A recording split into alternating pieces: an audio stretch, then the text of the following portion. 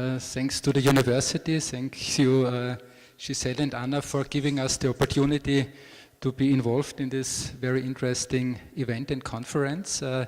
It had created a lot of very exciting opportunities for us already to meet people and artists here from Sao Paulo and Brazil.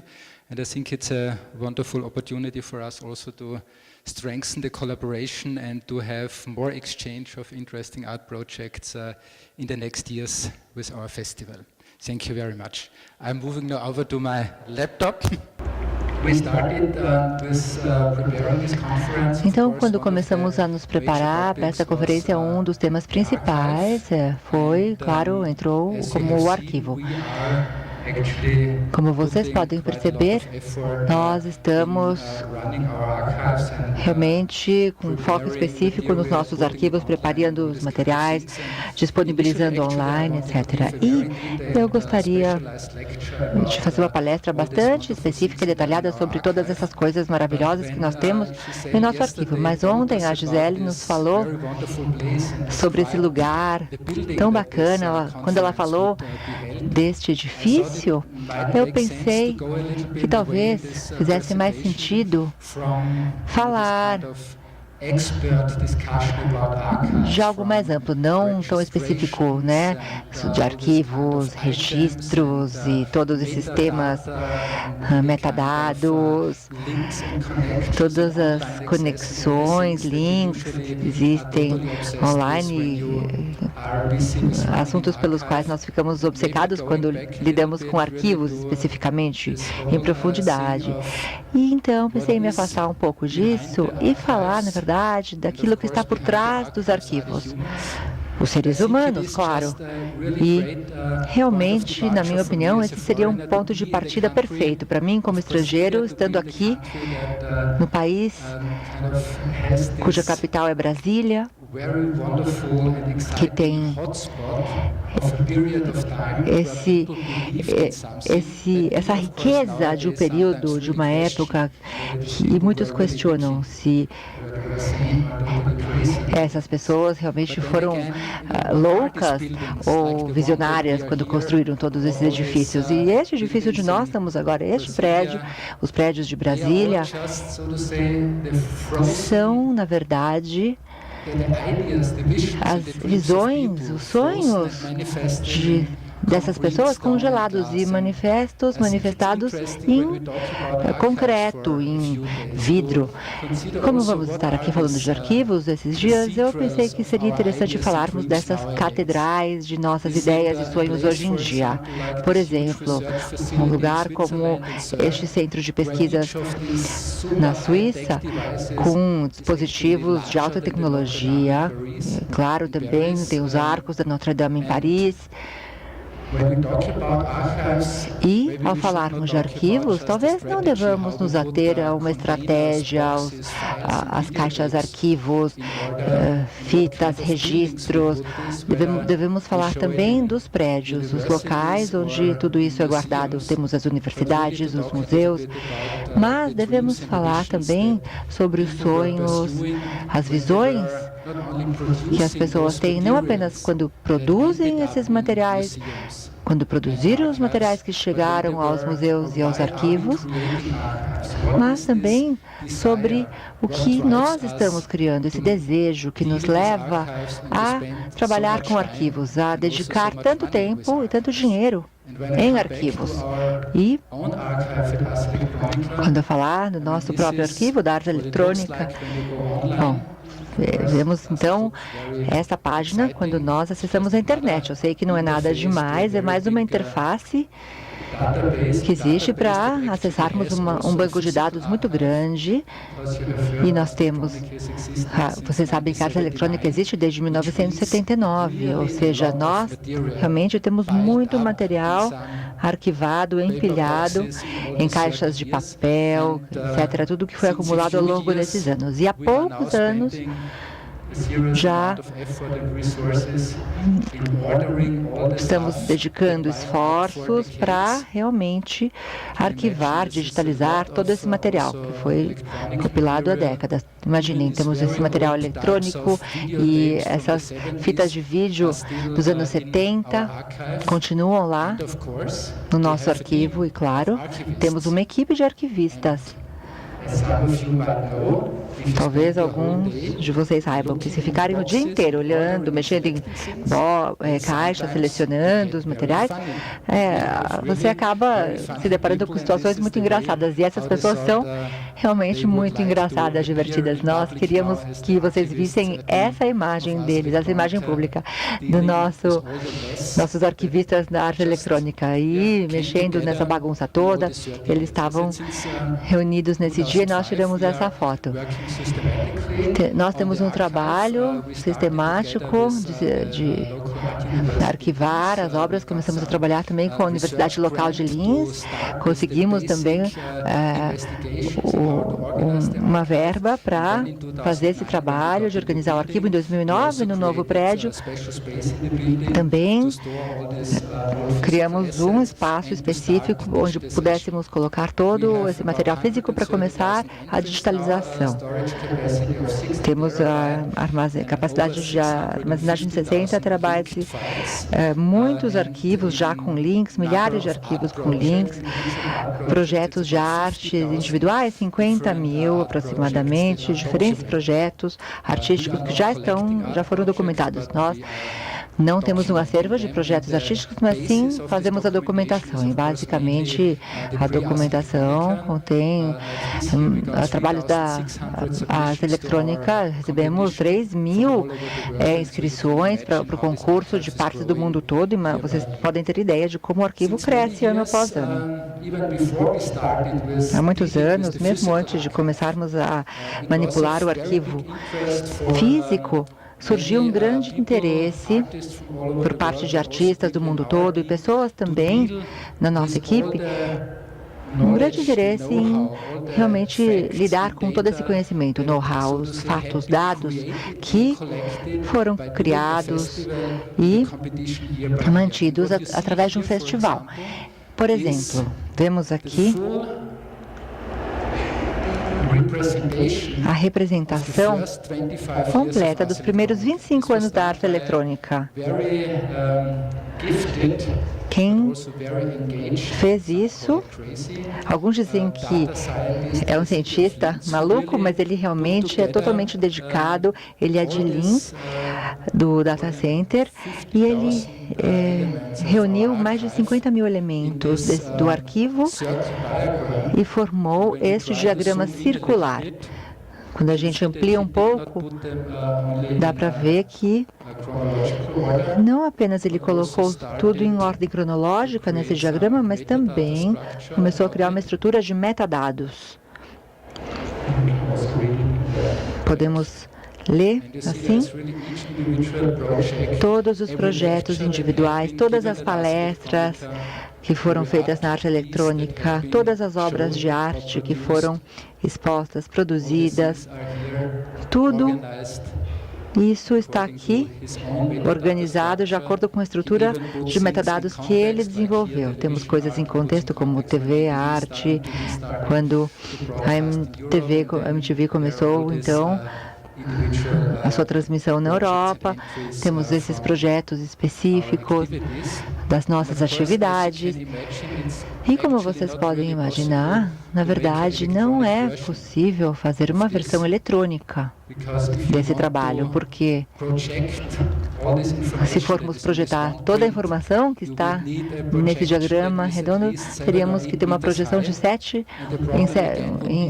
a 8 metros de altura. E o problema é que não seria possível ler o que estivesse escrito na parte superior. Agora, se imprimirmos e chegarmos bem pertinho, conseguiremos ler toda a informação que esse diagrama contém. Depois, nos anos seguintes, isso aqui foi em 2004, nos anos seguintes, com base nesta ideia desse cientista, nós criamos algumas sessões interativas.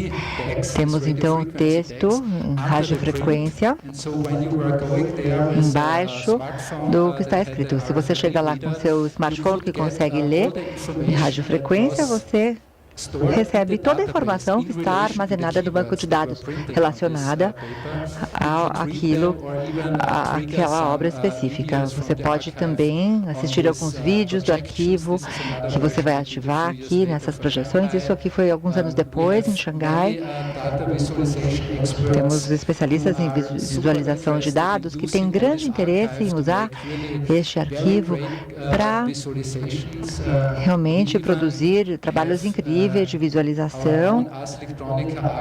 Temos o nosso próprio arquivo da Ars Eletrônica agora, no espaço virtual, digamos assim. Existe um grupo de pessoas no Japão que, em 2009, quando fizemos a grande exposição no Museu de Arte Contemporânea no Japão, essas pessoas trabalharam com artistas e designers para criar esse arquivo virtual para arte eletrônica, Second Life. Nessa experiência, você consegue voar como um avatar pelo catálogo. E, na minha opinião, é muito interessante, porque temos pessoas tão diferentes e surgem tantas ideias, experimentos diferentes, e assim chegamos a um arquivo vasto e tão híbrido que está acessível, e tudo isso, na verdade, trata dos dados arquivados, os dados antigos, dados mortos. Nos últimos anos, nos interessamos muito, surgiu um grande interesse em lidar com esta questão. Como podemos envolver as pessoas para que elas formem parte, sejam parte do nosso arquivo? Como podemos lidar com essa questão de acesso ao arquivo, não apenas como uma questão padrão, de como podemos ter uma interface na internet, com uma touchscreen legal e coisas com movimento, você acena, fecha uma câmera. Não, queríamos ir além disso e voltar àquilo que realmente é interessante nos arquivos. Por que é que nós continuamos nos preocupando com essas coisas antigas, colecionando tudo isso? Por que é tão legal, de repente, poder ter acesso a todos esses dados, poder mergulhar nesses dados, analisar os dados? Essa participação, esse envolvimento humano realmente é muito importante, muito interessante para nós. E foi por isso que iniciamos este projeto, o Wildcard, que está lá fora também. Manuela Navô, minha colega, vai falar um pouco mais disso durante a sua apresentação. É muito simples, nós usamos os códigos QR, QR e os smartphones. E durante as exposições, nós colocamos um código QR em cada uma das obras expostas. E com o smartphone, conseguimos nos conectar ao banco de dados e obter informações, um resumo aqui sobre aquela obra, bem aqui. E o restante da tela fica vazio e você pode participar da sua forma. Pode tirar uma foto da obra, pode andar pela exposição e ir fazendo um tagging, mas não é só isso, você também recebe informações, como num sistema comum de qualquer exposição. Você vai poder, então, ir tirando fotos, vai poder imprimir suas fotos em formato de cartão, que você vai poder enviar para alguém ou manter em casa. E, claro, que todo mundo gosta de ter esse cartão personalizado. É como se eles mesmos tivessem produzido uma obra lá na exposição que eles podem levar para casa. E, em certos casos, inclusive, as pessoas tiram fotos delas mesmas ou da pessoa com quem estiver, com ela, em frente às obras de arte. Nós percebemos que, principalmente, ao lidarmos com um público mais sofisticado, mas também um público mais comum, o que quer que isso queira dizer, esse tipo de projeto realmente motiva muito as pessoas muito fortemente para interagirem com as obras de arte, porque as pessoas começam a pensar, bom, qual é o projeto que eu mais gostei aqui nessa exposição? Se eu conseguir tirar uma foto minha, da minha namorada, do meu namorado, meu filho, meus familiares, que obra eu escolheria aqui como pano de fundo? E é claro que, por um lado, nós poderíamos pensar que isso, na verdade, diminui o papel da obra de arte, porque elas acabam se tornando apenas um pano de fundo, mas não, podemos pensar de outra forma, de um diálogo mais intenso, mais profundo com o público, uma nova maneira de ver sua participação nesses projetos. E aí eles poderão disponibilizar aquilo online. Nós temos um arquivo secundário, então eles representam aquela obra e a maneira como as pessoas interagem com as obras naquela exposição, como elas se comunicam com aquelas obras.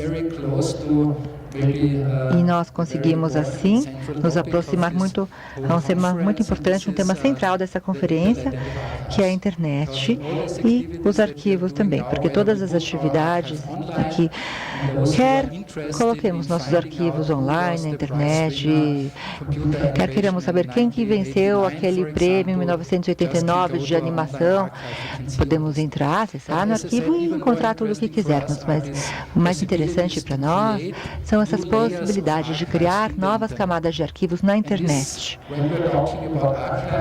E também, ao falarmos de arquivos, eu acredito que devemos falar sobre a história desta infraestrutura tão interessante, que é tão atraente para tantas pessoas. O motivo pelo qual os arquivos se tornaram um tema tão atraente para tantas instituições, que hoje em dia lidam com este tema, tem a ver com a internet. E a internet é o espaço virtual, não é?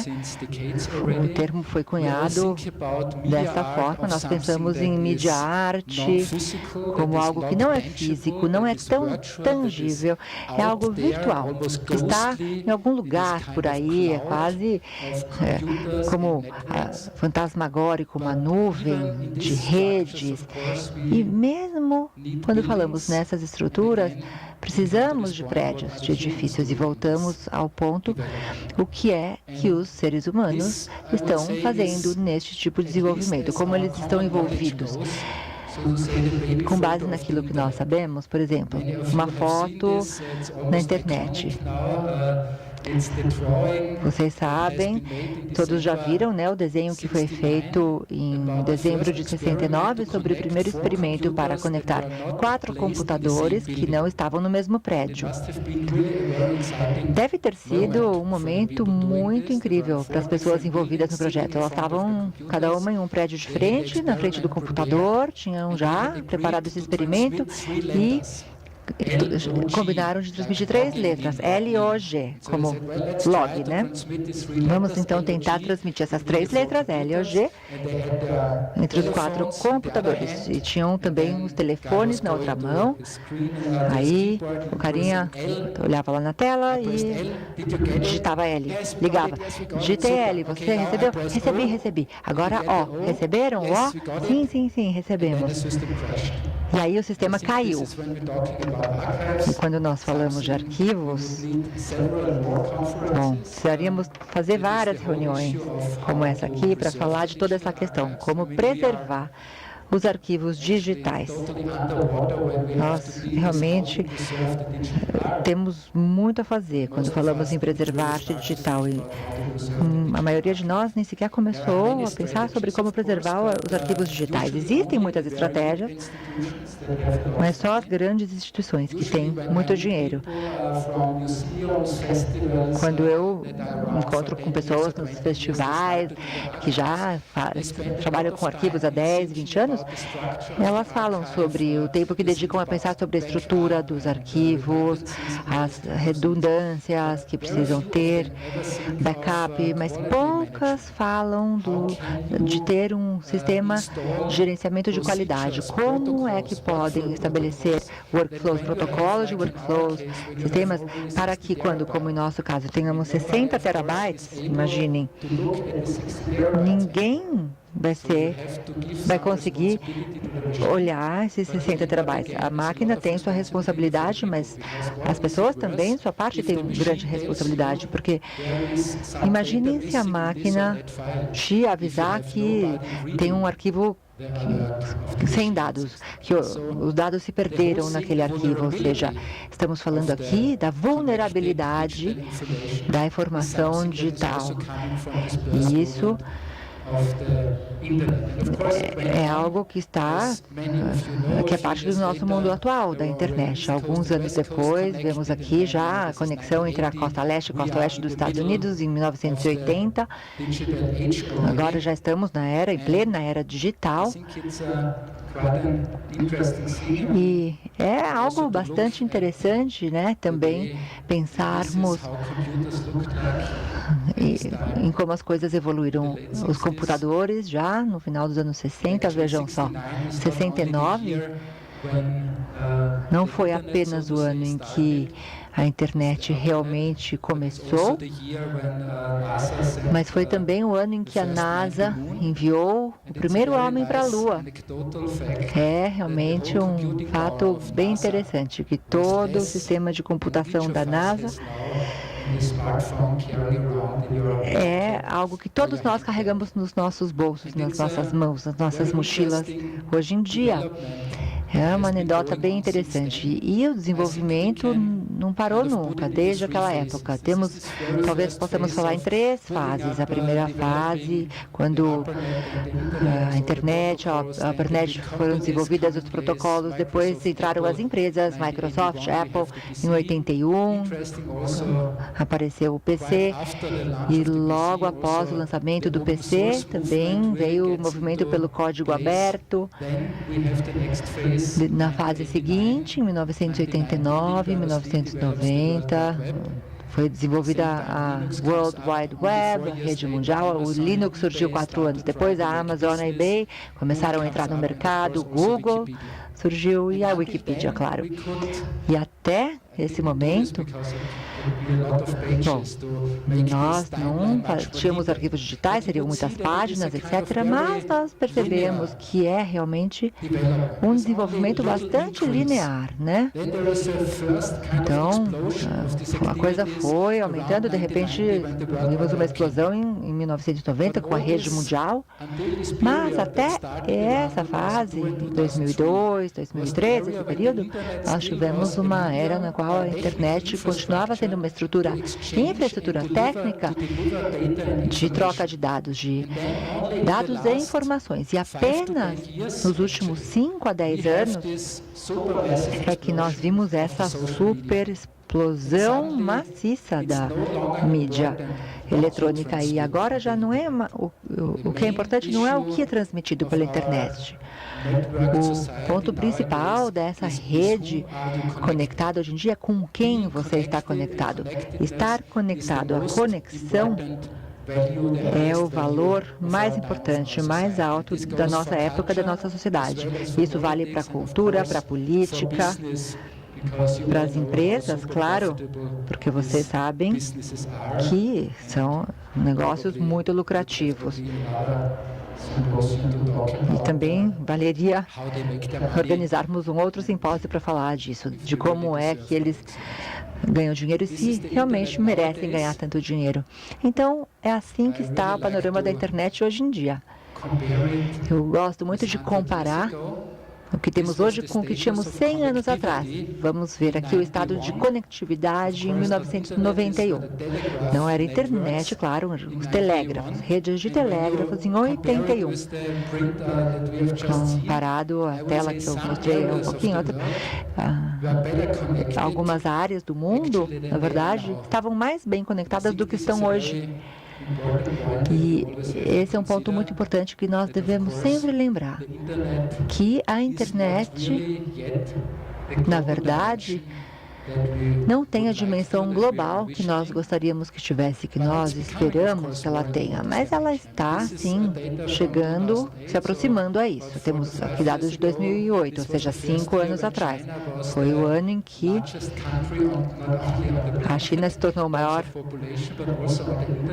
país do mundo, não só em termos de população e área geográfica, mas também de uso da internet. Dados recentes mostram que temos aqui o primeiro trimestre de 2012, mostram que na China 350 mil de usuários de internet, apenas 8% da população, mas se compararmos a porcentagem mundial, temos 32% da população do mundo conectada à internet. E eu fiquei muito feliz de ver que o Brasil está entre os top 5 aqui. Se os dados estiverem corretos, 42 milhões, creio. Ele não disse, mas deve ser milhões de pessoas usam a internet. 420 mil não dá para ver, desculpem. Então, vemos aqui esta estrutura. Quando começamos a falar de prédios, cidades, catedrais, universidades, estamos falando dos fortes, do nosso conhecimento histórico, do nosso legado, o legado das mentes e dos sonhos das pessoas que viveram nos últimos séculos. Mas onde é que isso tudo acontece na internet? Podemos, então, ter essa abordagem e olhar para esta tela. Estes números que vemos nas telas, esses são os lugares onde o Google instalou seus data centers. Porque, claro, não poderíamos ter toda essa informação online em um fragmento de segundo, tão rapidamente. Quando fazemos uma busca no Google, precisamos ter uma logística excelente para transmitir esses dados. E é por isso que o Google colocou esses data centers em tantas partes do mundo. Temos essa representação, portanto, no mundo todo, que corresponde a 30% da população. E, quando possível, também vão para lugares frios, regiões frias, onde há rios, porque eles precisam de muita água gelada para refrigerar os computadores. Esse é um dos data centers do Google, que fica nos Estados Unidos. E esses dois prédios são os data centers. Esse é um outro prédio, outras instalações. É muito interessante, porque ao caminhar por aí, você veria... Isso não teria a sensação de que estivesse lá no Google. Parece que você está numa estação de energia, de tratamento de águas, não que você está ali num lugar onde tem acesso à internet. Então, quando você vai se aproximando desses prédios, claro que você tem que estar acompanhado de alguém. O Google publicou aqui essas fotos, ninguém pode entrar lá por conta própria. Você vê esses containers. Em cima e embaixo, 2 fileiras de containers e cada um... Eles são padrão, são locais secretos, ninguém sabe onde estão. Mas então, quando o Google constrói esses data centers, eles chegam lá com caminhões, colocam esses containers nessas instalações, nessas áreas. E vemos o que está por trás. Você pode entrar em cada container e verá, então, de cada um dos lados, os servidores. Cada um destes dispositivos é um servidor. Se houver algum problema técnico, vem lá um desses carinhas, tira o servidor que está com problema, coloca um novo e pronto, tudo continua funcionando. Eu gosto muito desta imagem, porque ela realmente é tão próxima, tão parecida com esta imagem, e não é apenas uma anedota interessante. Estamos falando realmente de uma das primeiras fotos na internet, porque essas caixas, esses de arquivos aqui, podem ser consideradas a primeira internet que já existiu. Não sei se alguém aqui já ouviu falar sobre essas atividades super interessantes aqui, que aconteceu na Europa há mais de 100 anos atrás. Em 1895, na verdade,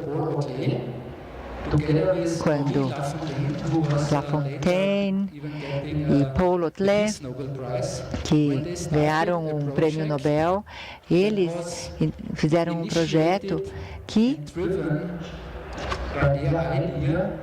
se baseou na seguinte ideia: se eles conseguissem recopilar todo o conhecimento humano e disponibilizá-lo para o mundo todo, isso promoveria a paz na Terra, a paz no mundo.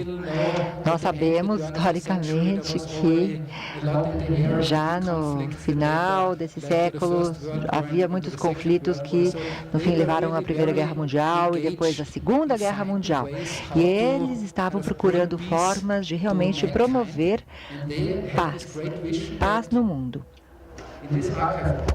E eles tinham grandes desejos que nessas caixas de arquivos você pudesse armazenar todo o conhecimento humano e fazê-lo acessível a todo mundo. E também participaram muito e eles eram arquivistas e bibliotecários muito dedicados.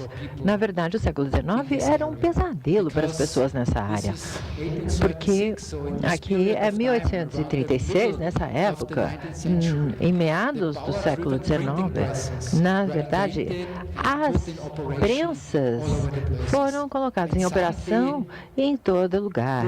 E revistas, jornais, livros, panfletos podiam ser impressos rapidamente.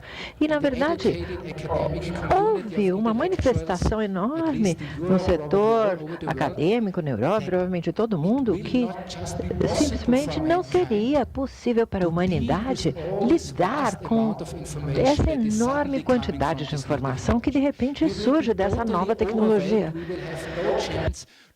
Ficaremos avassalados, não teremos se de lidar com isso e tudo, na verdade, todo esse lixo que é produzido de forma barata, na verdade, vai eliminar o conhecimento real e a fortaleza do mundo ocidental, que obviamente é a grande preocupação de todos.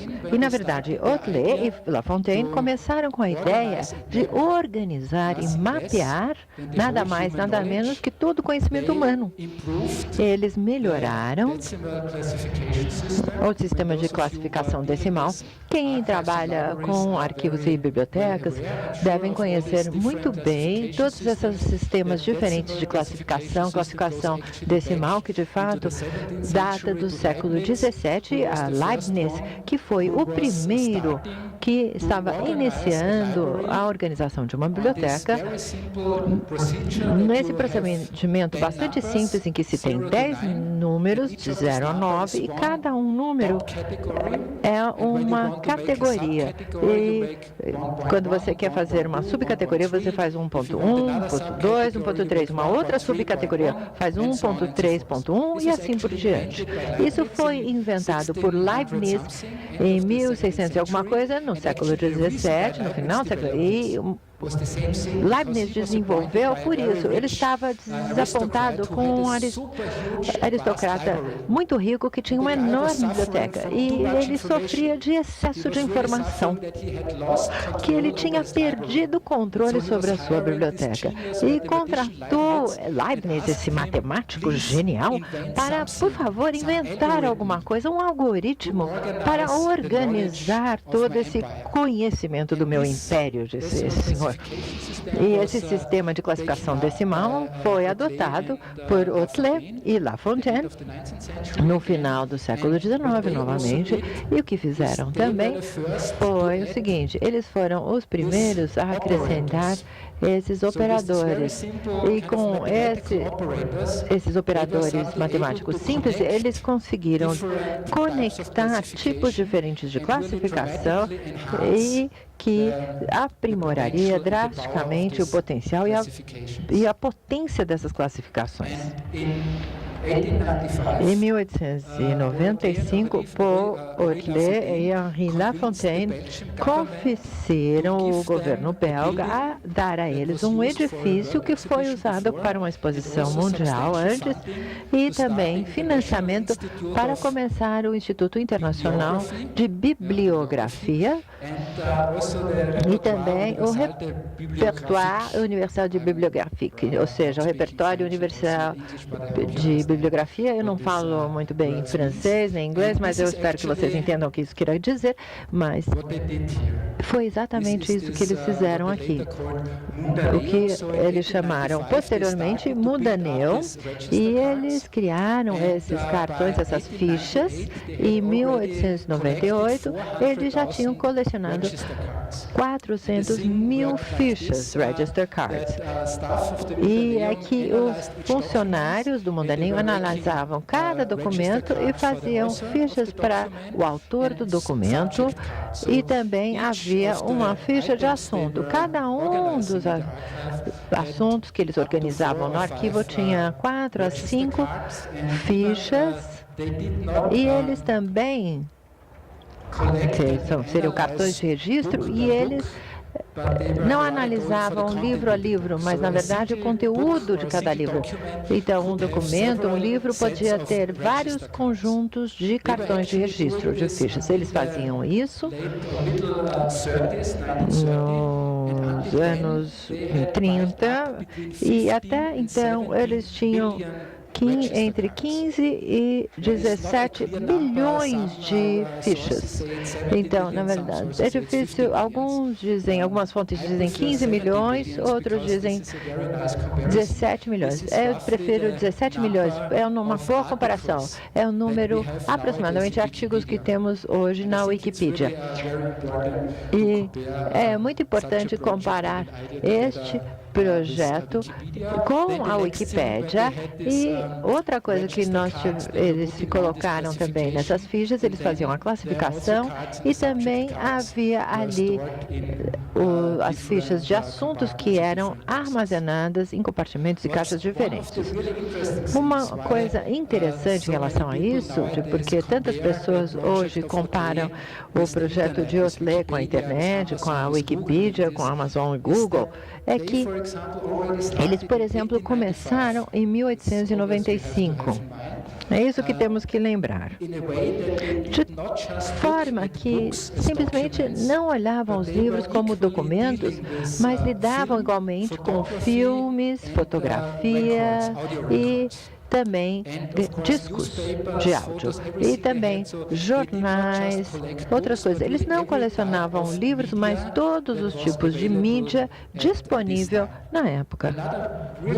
Uma outra coisa muito interessante também, que me fascina muito como alguém responsável por um museu, é que em 1910 eles acrescentaram ao arquivo todas essas caixas de fichas.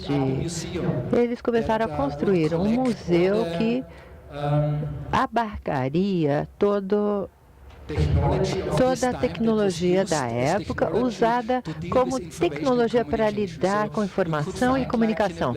Podia se ver num lugar como esse.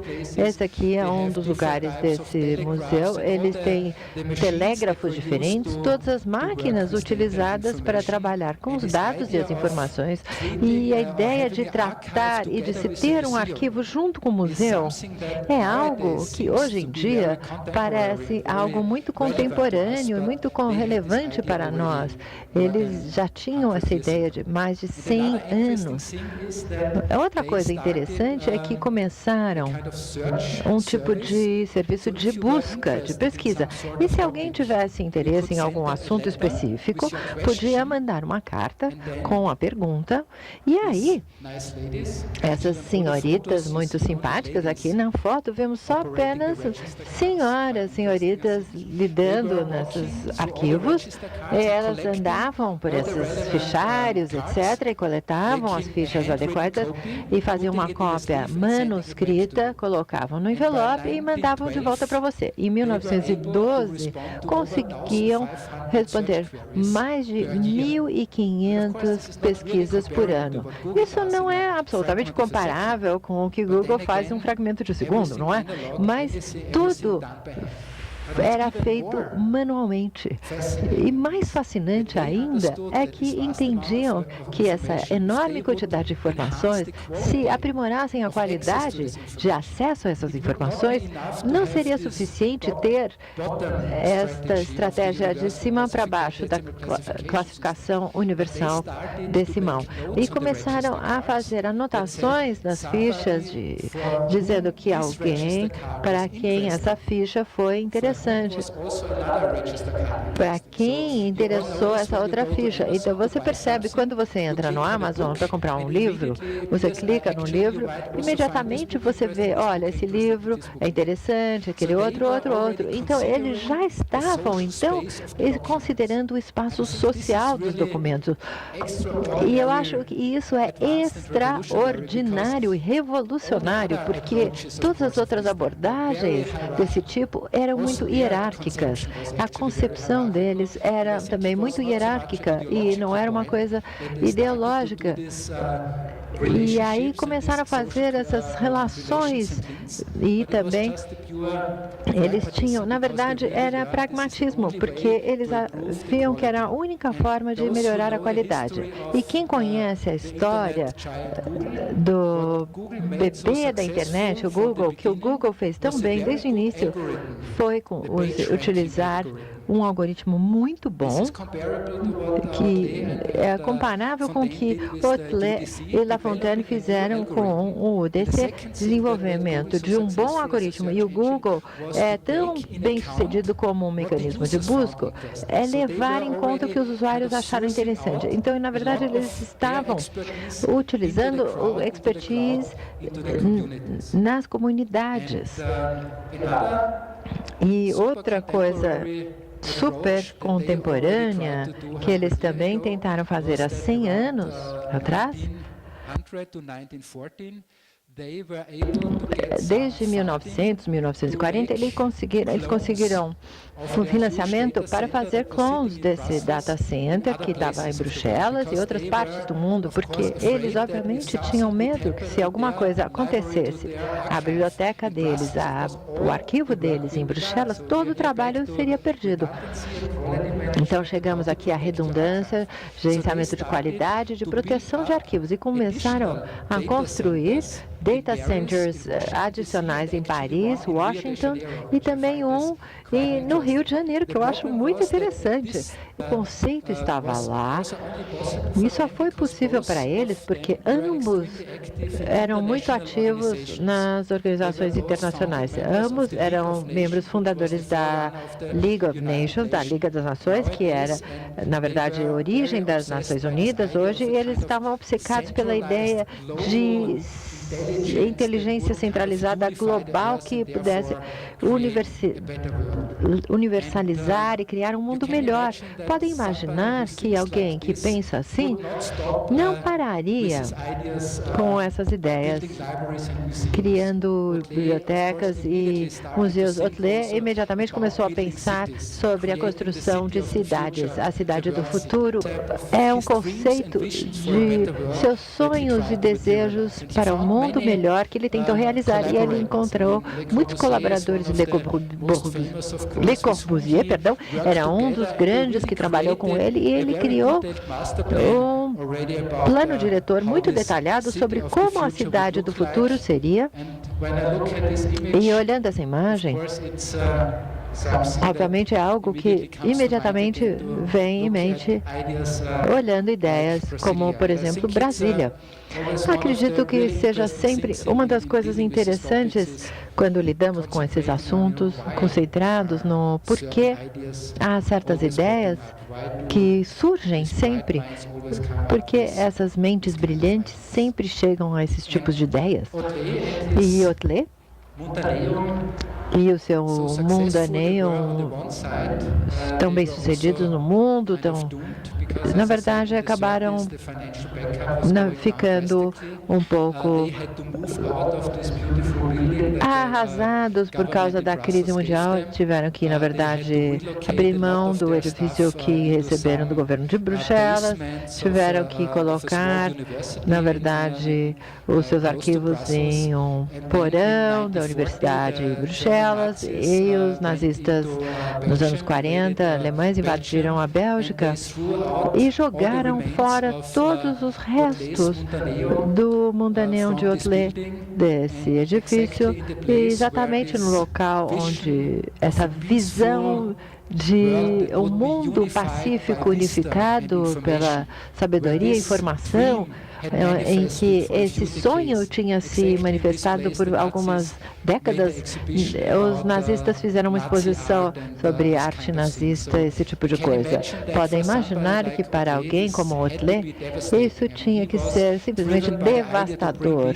Ele tinha a ideia de trazer a paz ao mundo, ele perdeu o filho na Primeira Guerra Mundial, que acabou dando-lhe mais energia às suas atividades, e depois ver como a Segunda Guerra Mundial aconteceu, como os nazistas destruíram tudo, documentos que queimaram 70 toneladas de documentos que ainda estavam lá no Mundaneum. E a coisa boa é que Othlet conseguiu escapar e foi a Paris, onde ele passou alguns anos e morreu em 1941, 42, de modo que ele nem ficou sabendo que a Segunda Guerra Mundial havia terminado e que os nazistas foram derrotados. Antes disso, ele escreveu alguns livros muito interessantes. O mais interessante é seu livro sobre livros. Podem encontrar todos os livros dele em qualidade muito boa na Bibliothèque de France, em francês. Se não lê em francês, como eu, leva muito mais tempo encontrar traduções boas para o inglês, ainda não existem, mas nesse livro, há dois elementos fantásticos em que ele descreve o local de trabalho do futuro, descreve de tal modo em que ele diz o seguinte, que haverá uma mesa e nessa mesa haverá uma tela.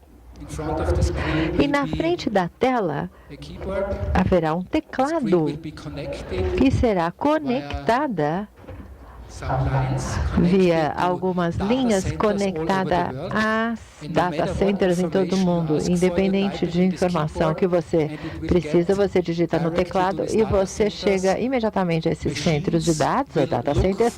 Máquinas vão procurar a resposta certa, a sua consulta, e vai mandar isso para a sua mesa em casa.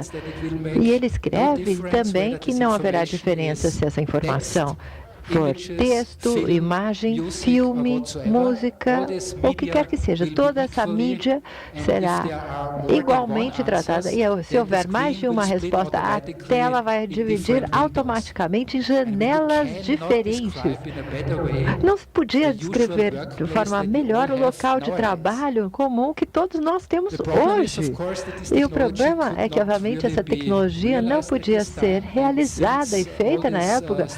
E todas essas coisas idiotas da Segunda Guerra Mundial acabaram, na verdade, destruíram a Europa e foram um desastre para a Europa e levou, bom, aqui é um outro dos diagramas dele, como ele visualizava esse terminal multimídia conectado com muitas pessoas e data centers em todo o mundo.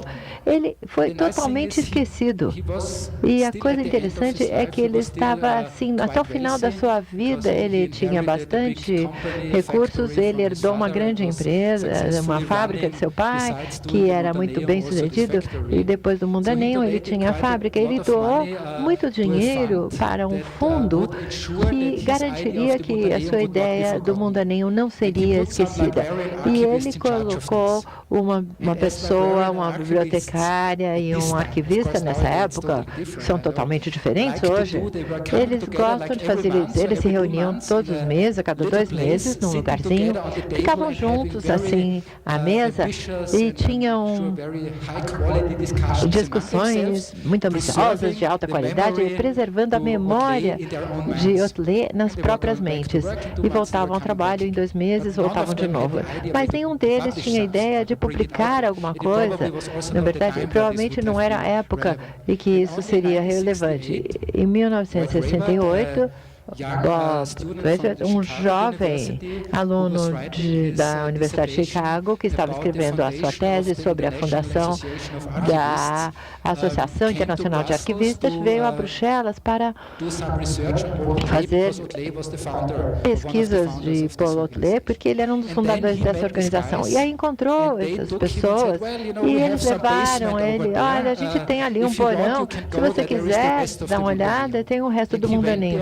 E ele foi lá e ficou super entusiasmado com o que ele viu, e isso foi em 1968. Ele não conseguiu, digamos, entender realmente o que isso significava, porque isso são os anos 60. Essa é a tecnologia da época dele, que ele tinha nessa época. Então, não era realmente possível para ele entender e compreender tudo isso. Vocês podem ver aqui, 1934, 1968, uma tela de um vídeo de uma empresa de computação francesa com uma visão de futuro, estava visualizando o futuro, que as pessoas teriam coisas com teclados na frente da mesa, tela múltipla, esse tipo de coisa. E até 1977, mesmo, quando a Apple lançou o primeiro computador pessoal no mercado, ninguém entendia muito bem o que Othlet, de fato, tinha feito e tinha idealizado. Então, levou realmente mais algumas décadas até o final dos anos 80, quando as primeiras pessoas lentamente começaram a olhar aqui o legado de Othlet do ponto de vista de tecnologia da informação, e até o final dos anos 90, os primeiros artigos de fato reconheceram que talvez ele era um dos pioneiros da nossa sociedade de informação moderna.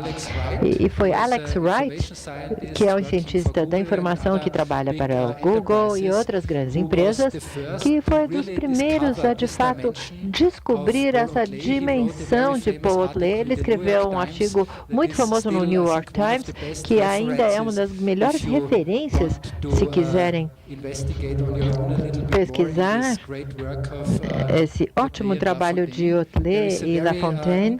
Há um filme muito interessante online na internet que Burt Reynolds fez há muitos anos, após descobrir o legado de Othlet, que na verdade foi uma filmagem muito interessante do mundaneon como ele era, e parte desses filmes foram feitos num pequeno museu em Mons, na Bélgica, que chama-se Mundaneon, e preservando aqui o legado de Paul Othlet. E felizmente, depois de Mons, vai ser a capital cultural da Bélgica em 2 anos, eles conseguiram que Google investisse bastante dinheiro para criar um novo edifício, um novo prédio, e apresentar esse pioneiro da era da informação, desde os primórdios. Mas eu acho que é muito interessante quando analisamos tudo isso, quando vemos tudo isso, porque de fato muda a forma com que aprendemos história de várias formas. Porque vocês ouviram falar que eu sou engenheiro, eu sou engenheiro, então eu fui à faculdade, aprendi que a internet tinha começado em 1969, financiada pelos militares, então os primeiros computadores conectados foram financiados pelos militares, pelo exército. Depois aprendemos que o avô da computação, do computador pessoal, do PC, é um cara chamado Vannevar Bush. Na verdade, ele era, na verdade, um gestor de ciência pago pelos militares. Em 1945, 11 anos após o livro de Paul Otlet, ele publicou um livro em que ele descrevia sua visão do local de trabalho do futuro. E, como podem ver, ele descreve aqui com a tela, a mesa, teclado, etc, etc. Tudo a mesma coisa. E, obviamente, em 1945, Vannevar Bush teve todo o apoio de grandes instituições de pesquisa nos Estados Unidos, e ele não conseguiu construir alguma coisa assim, mas ele visualizou isso, tinha essa visão, e ele foi conhecido como o pioneiro das nossas estações de trabalho e os PCs que temos hoje. Não há evidência, de fato,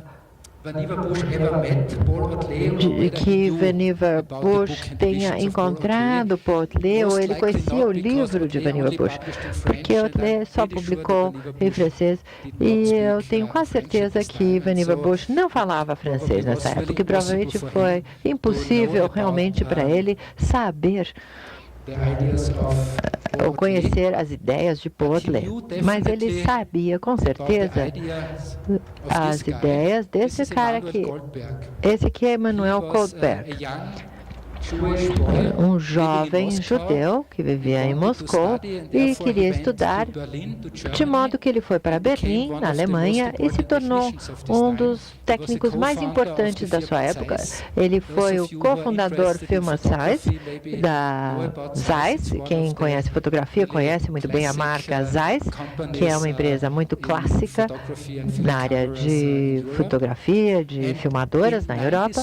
E em 1931, ele foi a uma conferência para apresentar uma invenção sua, que ele não apresentou como desenho, mas de fato ele tinha um protótipo, e nessa conferência Vannevar Bush também estava presente. E o que Goldberg estava apresentando nessa conferência foi o primeiro arquivo eletrônico que jamais havia sido construído. Ele estava usando microfilme, porque já era uma tecnologia bem estabelecida na virada do século, especialmente nos anos 30. Era a principal tecnologia para arquivar grandes quantidades de materiais, como temos discos rígidos hoje. E ele colocou esses microfilmes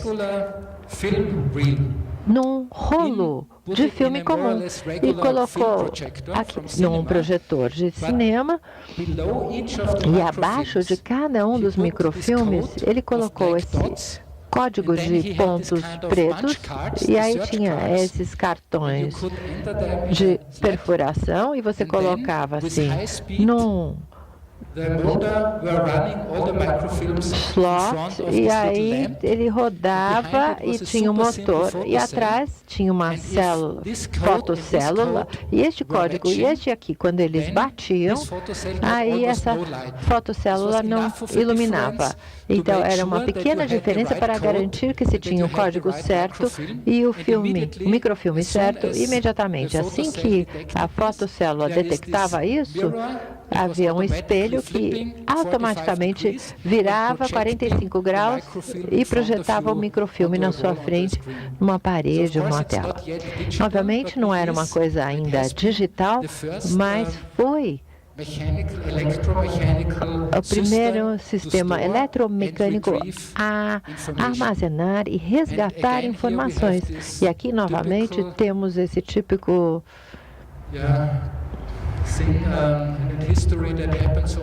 uma coisa que acontece tanto na Europa, então Emanuel Goldberg, embora fosse judeu, mesmo que se ele tivesse uma empresa grande e ele teve que correr para salvar a vida, foi para Paris e depois para Israel, onde ele se tornou, foi morar em Tel Aviv e foi um dos fundadores,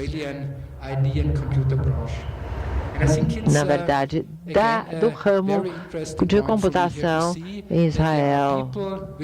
Então, é interessante ver que há pessoas que têm visão com ideias. Não é que tudo é esquecido de Goldberg e Paul Otlet.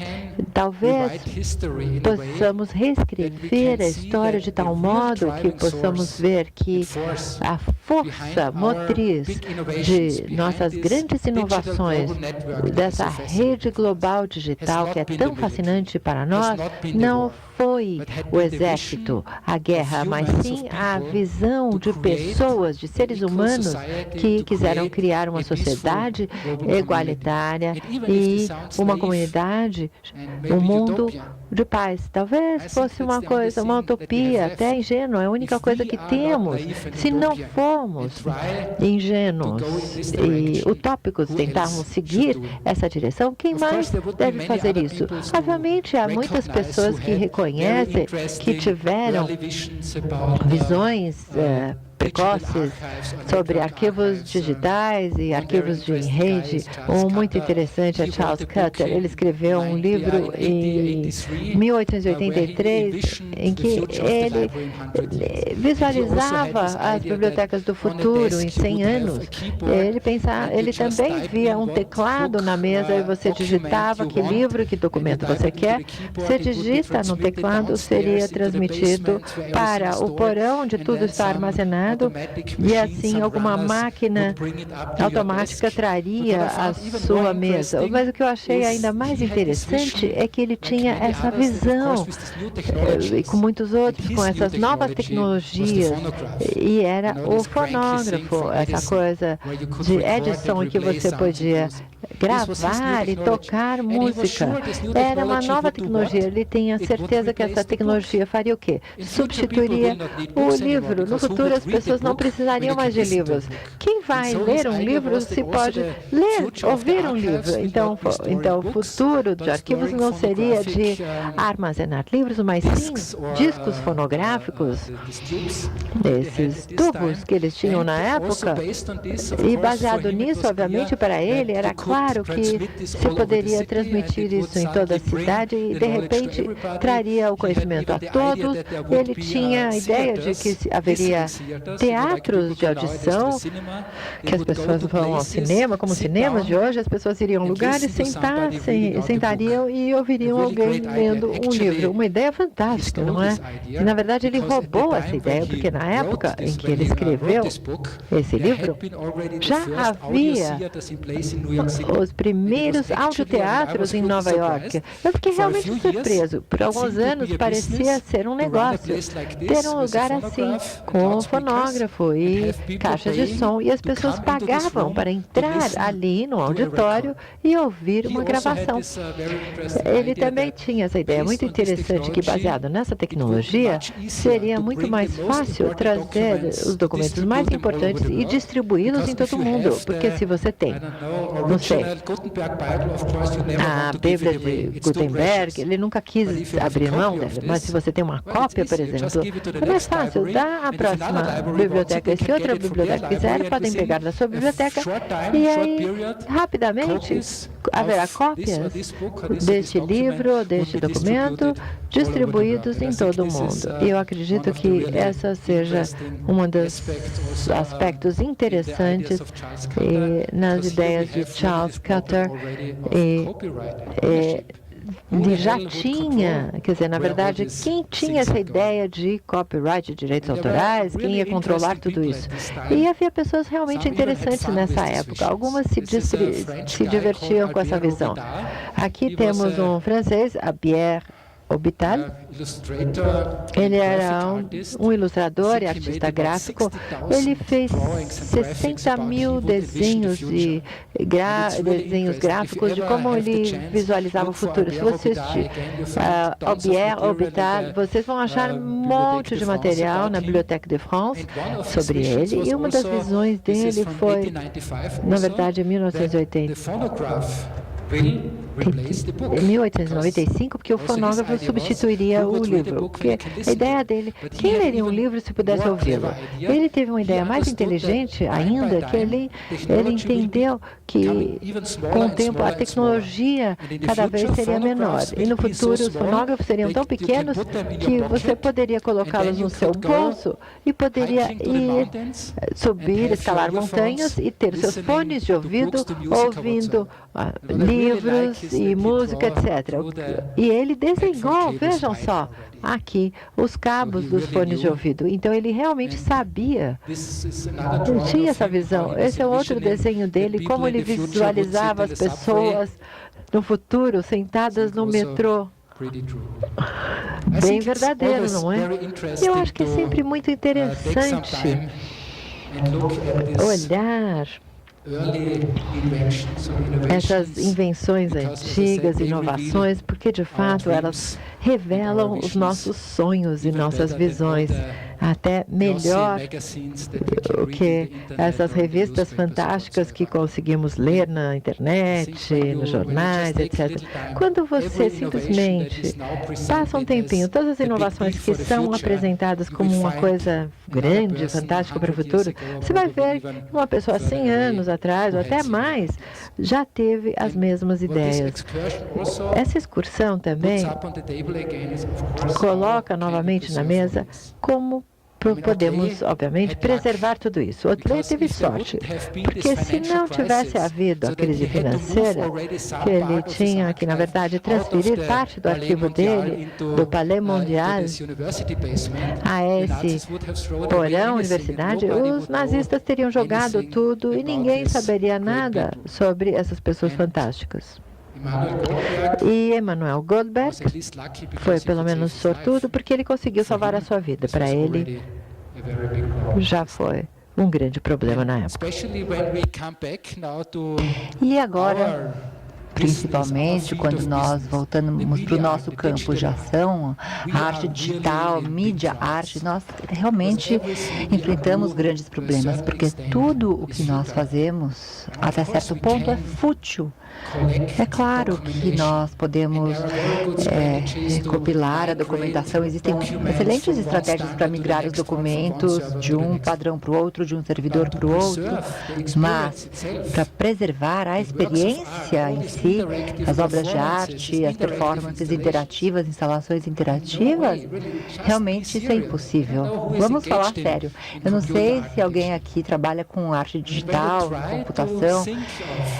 Quando a gente para pensar o esforço que seria necessário para preservar uma máquina como essa aqui, durante 10 anos, agora vamos pensar em 100 anos, 500 anos, talvez daqui a algumas centenas de anos, existam 5, 10, 15 MacBooks que tenham sobrevivido. Assim como coisas do passado já não são mais usadas. E nossa história musical, nosso legado cultural na área da música vai depender da sobrevivência dos violinos Stradivarius que tenham sobrevivido. Mas pensem nisso, é impossível. Se eles não sobreviverem, não forem preservados, teremos perdido acesso a esse legado maravilhoso da humanidade. A única forma que temos de preservar essas experiências artísticas é através da descrição. Temos que descrever essas ações. São músicas que foram compostas há 1000 anos. Podemos ler, interpretá-las. Bach, não faz muito tempo, mas ainda assim podemos ler a partitura, reinterpretar a obra, e o mais importante é que a descrição em si não é suficiente, porque eu não sei, quem sabe ler partitura aqui? Acho que ninguém, né? Uma pessoa? Ah, legal. Essa talvez seja mais fácil, mas talvez com uma descrição adequada. Bom, isso não passa de uma folha, como se fosse um manual, uma folha que contém descrições. Então, isso é possível, a música pode sobreviver, porém é preciso também contar com os especialistas, assim como nossas sociedades no mundo todo gastam quantias enormes de dinheiro para educar os violinistas, pianistas, cornetistas, etc. Ou seja, músicos super especializados, altamente talentosos, que precisam conseguir interpretar esta descrição. Se eles tiverem um Stradivarius, claro, são as super estrelas, porque 0,00011% da humanidade é capaz de perceber a diferença entre os Stradivarius e um violino normal. Porém, é claro que é sempre bom poder ter um Stradivarius, mas não é realmente necessário, porque temos um sistema altamente especializado, todo o sistema, desde a descrição, a reeducação, geração após geração, estamos reeducando as pessoas a reinterpretar, dando elas o conhecimento para que elas possam reinterpretar ou reinovar esta herança, este legado cultural. Quando nós falamos sobre o futuro, o possível futuro artístico, da área artística, devemos também considerar que esta é a única maneira de preservá-lo. E eu poderia também falar de outras formas interessantes através das quais podemos pensar nos arquivos do futuro. Como serão os arquivos do futuro? Podemos falar, então, da impressão em 3D, por exemplo, quando nós paramos para pensar que o software em si, o código digital, não passa de uma boa descrição de um conceito, uma ideia, etc. E agora nós temos as máquinas que podemos ligar ao computador para ver um desenho arquitetônico, talvez a planta, uma planta do Oscar Niemeyer. Bom, e colocamos isso numa máquina e conseguimos recriar um modelo. É uma das maneiras como os sistemas especializados do futuro serão usados. Não é a única forma. Não há uma única forma de usá-los. Existirão realmente muitas maneiras diversas. Um outro conceito que eu gostaria de apresentar, já chegando ao final, é o trabalho do Hiroshi Shikuro, um engenheiro robótico do Japão muito conhecido. Ele ficou famoso há alguns anos quando fez um androide, um clone dele mesmo. É difícil de dizer, né? Quem é ele de verdade, quem é o androide, ou clone. Mas ele fez muitas pesquisas e um projeto recente é uma geminoide feminina, essa é a namorada dele. E não apenas o rosto parece muito natural, mas as partes do corpo também são muito naturais. Ele ficou muito famoso, muito conhecido no mundo todo, porque todo jornalista pergunta para ele: Senhor Ishiguro, por que é que nós deveríamos produzir um robô feminino? Bom, existem artigos muito interessantes, ele ficou muito famoso, como vocês podem imaginar. Mas o que me interessa realmente é que esse é um trabalho, é o trabalho dele, não são experimentos técnicos para ver o que é possível ou não, quão realista pode ser um robô. Ele, na verdade, pensa qual pode ser, qual é o propósito desse robô, para que o robô pode ser usado. E depois, neste verão, vimos a seguinte notícia. Ele fez um androide dessa pessoa aqui, Beicho Katsuha, que é um artista de Rakugo, de Kaban, que é uma forma de teatro e funciona assim. O ator fica ajoelhado durante toda a peça. A única coisa que ele usa é um objeto para fazer um som. E são duas pessoas. É uma peça cômica, um diálogo. E esse é um dos patrimônios culturais do Japão. Petro Katsura, na verdade, é considerado um patrimônio natural desse país. É muito interessante, não sei se existe esse conceito em algum outro país. O Japão tem um patrimônio vivo, patrimônio nacional vivo. Muito importante, porque se pensarmos como a artesania, como as artes são importantes para os japoneses, realmente faz muito sentido que eles considerem que as pessoas fazem parte do seu patrimônio cultural, nacional. Ele está transmitindo sua voz, seu conhecimento, sua sabedoria. Se isso acabar, essa cadeia também termina. E aí o que ele fez? Fez o androide. Temos aqui, então, o ator real e este é o androide. E, juntamente com o ator que vai falecer, virá falecer daqui a alguns anos, ele está programando, desenvolvendo este robô. Este androide, portanto, no futuro, será o guardião deste patrimônio vivo. Vai poder educar os artistas do futuro e será uma forma de arte realmente totalmente inovadora. E nós podemos questionar isso. Hoje em dia, sei lá, parece é mais engraçado do que sério, mas na minha opinião é um conceito muito interessante, porque mais uma vez nos leva à ideia de que o arquivo, o patrimônio, o legado fica lá guardado em algum lugar ou está perdido numa nuvem virtualmente, arquivado. E desde que eu comecei a palestra, eu falei, fiz referência à importância dos prédios, dos edifícios. É fascinante estar em um prédio como este, realmente.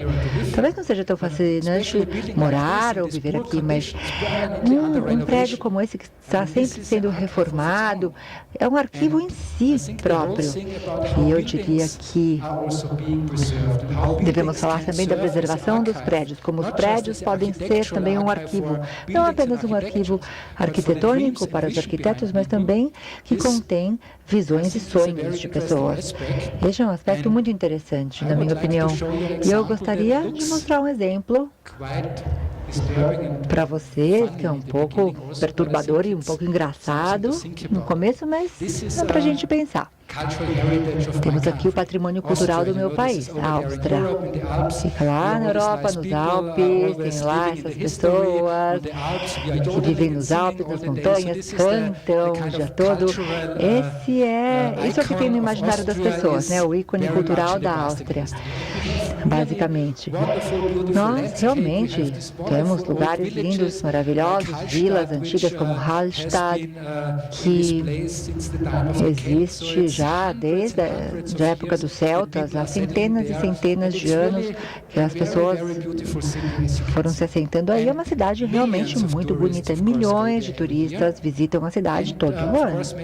E claro que tem muitos chineses também, turistas, porque eles realmente, quando chegam à Áustria, querem ver os prédios antigos de Viena e tem grande interesse pelos edifícios históricos. Então, temos aqui Hallstatt, alguns turistas chineses, e como tem cada vez mais turistas chineses visitando Hallstatt, talvez vocês imaginem que seja natural que existam essas placas em chinês. Não sei se alguém já tinha parado para pensar sobre isso, mas nós não estamos mais olhando para Hallstatt na Áustria, e sim Hallstatt na China. Há alguns meses, em Guangdong,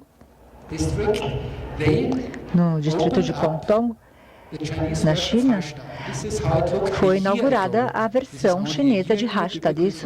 A cidade era assim, a região era assim há um ano. Eles realmente são muito rápidos. A indústria da construção. Esse é o lago artificial, porque Hallstatt está à beira de um lago. Portanto, eles fizeram um lago artificial e logo começaram a construir a cidade.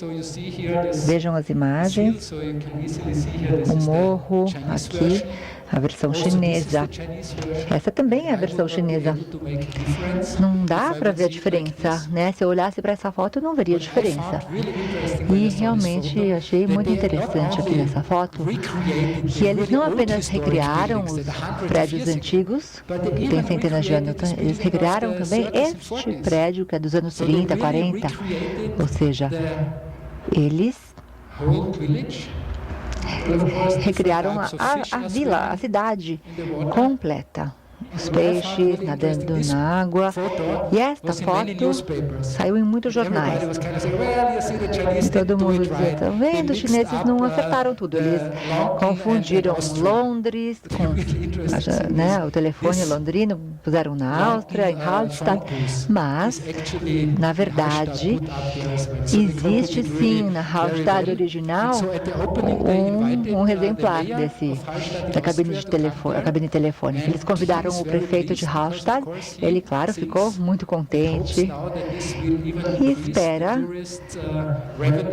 que com isto a sua pequena cidade, sua pequena vila na Áustria atraia ainda mais turistas.